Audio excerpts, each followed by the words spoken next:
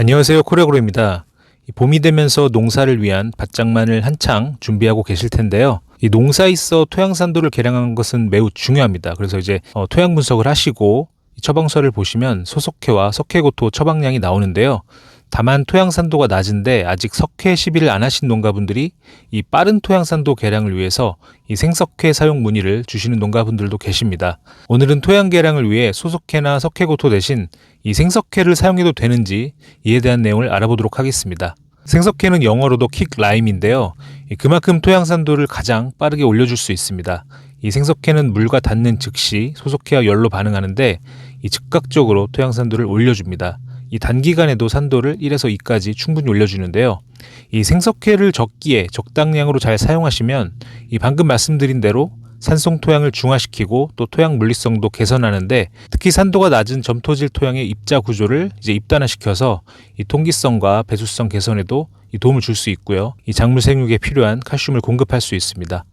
이 방금 점토질 토양에서는 이 물리성 개선 효과가 어느 정도 있다고 말씀을 드렸지만 사실 생석회를 많이 투입하시거나 이 장기간 사용하시게 되면 오히려 토양이 딱딱하게 경화가 되는 문제가 발생합니다.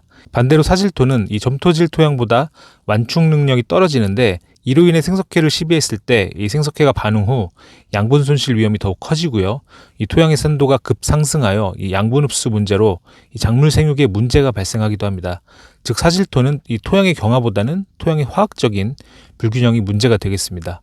이 생석회 사용 시 문제가 될 수 있는 점을 살펴보면 우선 생석회는 토양에서 고온의 열을 발생시키는데요. 생석회를 살포하시고 짧은 시간 내에 파종이나 정식을 하시면 이 피해가 발생하고요. 생석회를 많이 살포하시게 될 경우에는 이 토양이 알칼리화되어서 밀양요소 결핍 등 작물 생육에 문제가 될 수 있습니다. 그리고 고온의 열이 발생되면서 이 토양 소독 효과도 있지만 이 토양 속 유용 미생물을 파괴시켜서 이 유기물 분해 능력이 떨어지고요.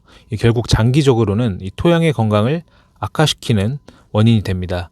이 사용함에 있어서도 인체에 강한 자극으로 이 사용 시 주의가 필요하고요. 앞서 말씀드린 대로 이 정확한 양을 뿌리지 않으면 오히려 토양 산도가 알칼리화되고 작물 생육에 문제가 되기도 합니다.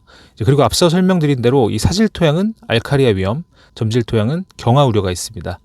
그래서 생석회는 제한적인 상황에서만 일부 사용할 것을 권장을 드리는데요. 이 토양 산도가 4.5 이하로 매우 낮은데 빠르게 토양 산도를 올려야 하는 경우나 이 작물 재배 전 충분한 기간 확보가 또 필요한데 이 생석회는 토양 산도를 빠르게 올려주지만 이 작물에 피해를 주기 때문에 생석회를 살포하고 2주간은 토양에 아무것도 하지 않아야 합니다. 그리고 퇴비나 비료 등과 절대 혼용이 불가능하고 이 생석회를 2주 이상 먼저 살포해야 합니다. 이 다음은 앞서 설명드린 대로 이 토양에 살포하고 물과 반응하면 고온의 열을 발생시키기 때문에 토양 병해충 방제의 목적일 때 사용할 수 있습니다. 그리고 무엇보다 토양 검정을 통해 내 토양에 석회를 얼마나 뿌려야 하는지 정확히 알 때만 생석회를 사용하시는 게 좋겠습니다. 이 석회 사용량을 모르고 임의대로 생석회를 살포해서 많이 뿌리게 되는 경우에는 급작스럽게 토양 산도가 알칼리화될 수 있기 때문에 작물 생육에 큰 문제가 될 수 있기 때문인데요. 사실 생석회는 석회질 비료로서 사용을 권장하고 있지는 않습니다. 그 중에서도 더욱더 생석회를 사용하면 안 되는 조건을 알아보겠습니다. 이 작물을 바로 심으실 때나 그리고 퇴비를 함께 사용하고자 하는 경우, 그리고 산도가 이미 중성에 가까운 토양, 그리고 사질 토양, 생석회 사용 경험이 부족한 농가는 이 생석회 사용을 피하는 게 좋겠습니다. 그럼에도 예전부터 생석회를 잘 사용하시는 농가분들도 계시고요. 또 빠른 산도 계량을 위해서 지금도 생석회를 사용하시는 농가분들이 계시죠. 이때는 그래도 사용량을 최대한 신중하게 결정하시는 걸 권장을 드리는데요. 우선 토양 분석을 받으시면 이 생석회 사용량은 나와 있지가 않습니다. 이 소석회와 석회고토 사용량이 표시되는데 이 소석회를 기반으로 생석회 사용량을 계산할 수는 있습니다. 이 생석회 사용량은 소속회 처방량의 0.75에서 0.8을 곱하면 되는데요.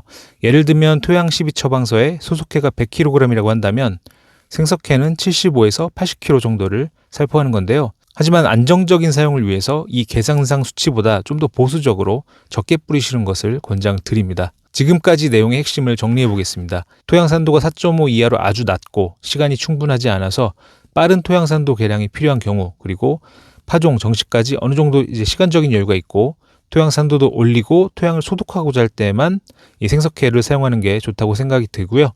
이러한 경우가 아니라면 소속회, 석회고토, 폐화석 등 다른 석회질 비료로 사용하시는 게 좋겠습니다.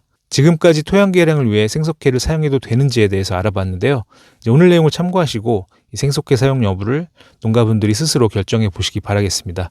오늘 내용은 여기까지입니다. 다음에도 좋은 정보로 찾아뵙겠습니다. 감사합니다.